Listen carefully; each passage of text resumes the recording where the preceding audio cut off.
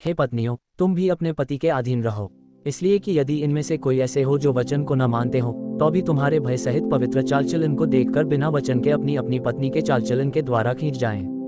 और तुम्हारा श्रृंगार दिखावटी न हो, अर्थात बाल गूंथने और सोने के गहने या भांति भांति के कपड़े पहनना, वरन तुम्हारा छिपा हुआ और गुप्त मनुष्यत्व नम्रता और मन की दीनता की अविनाशी सजावट से सुसज्जित रहे, क्योंकि परमेश्वर की दृष्टि में इसका मूल्य बड़ा है। और पूर्व काल में पवित्र स्त्रियां भी, जो परमेश्वर पर आशा रखती थीं, अपने आप को इसी रीति से संवारती और अपने अपने पति के अधीन रहती थीं। जैसे सारा इब्राहिम की आज्ञा में रहती और उसे स्वामी कहती थी, सो तुम भी यदि भलाई करो और किसी प्रकार के भय से भयभीत न हो तो उसकी बेटियां ठहरोगी। वैसे ही हे पतियों, तुम भी बुद्धिमानी से पत्नियों के साथ जीवन निर्वाह करो और स्त्री को निर्बल पात्र जानकर उसका आदर करो, ये समझकर कि हम दोनों जीवन के वरदान के वारिस हैं, जिससे तुम्हारी प्रार्थनाएं रुक न जाएं।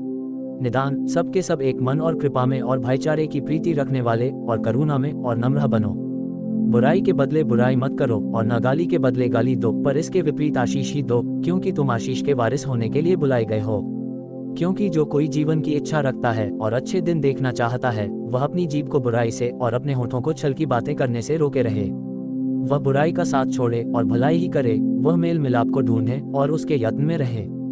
क्योंकि प्रभु की आंखें धमेलियों पर लगी रहती हैं और उसके कान उनकी विनती की ओर लगे रहते हैं, परंतु प्रभु बुराई करने वालों के विमुख रहता है। और यदि तुम भलाई करने में उत्तेजित रहो तो तुम्हारी बुराई करने वाला फिर कौन है? और यदि तुम धर्म के कारण दुख भी उठाओ तो धन्य हो, पर उनके डराने से मत डरो और न घबराओ। पर मसीह को प्रभु जानकर अपने अपने मन में पवित्र समझो, और जो कोई तुमसे तुम्हारी आशा के विषय में कुछ पूछे तो उसे उत्तर देने के लिए सर्वदा तैयार रहो, पर नम्रता और भय के साथ। और विवेक भी शुद्ध रखो, इसलिए कि जिन बातों के विषय में तुम्हारी बदनामी होती है उनके विषय में वे जो तुम्हारे मसीही अच्छे चालचलन का अपमान करते हैं लज्जित हों। क्योंकि यदि परमेश्वर की यही इच्छा हो कि तुम भलाई करने के कारण दुख उठाओ, तो ये बुराई करने के कारण दुख उठाने से उत्तम है। इसलिए कि मसीह ने भी, अर्थात अधर्मियों के लिए धर्मी ने पापों के कारण एक बार दुख उठाया, ताकि हमें परमेश्वर के पास पहुंचाए। वो शरीर के भाव से तो घात किया गया, पर आत्मा के भाव से जिलाया गया।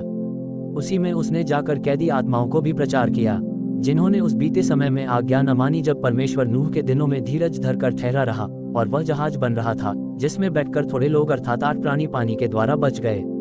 और उसी पानी का दृष्टांत भी, अर्थात बपतिस्मा, यीशु मसीह के जी उठने के द्वारा अब तुम्हें बचाता है। उससे शरीर के मैल को दूर करने का अर्थ नहीं है, परंतु शुद्ध विवेक से परमेश्वर के वश में हो जाने का अर्थ है। वह स्वर्ग पर जाकर परमेश्वर के दाहिनी ओर बैठ गया, और स्वर्गदूत और अधिकारी और सामर्थी उसके अधीन किए गए हैं।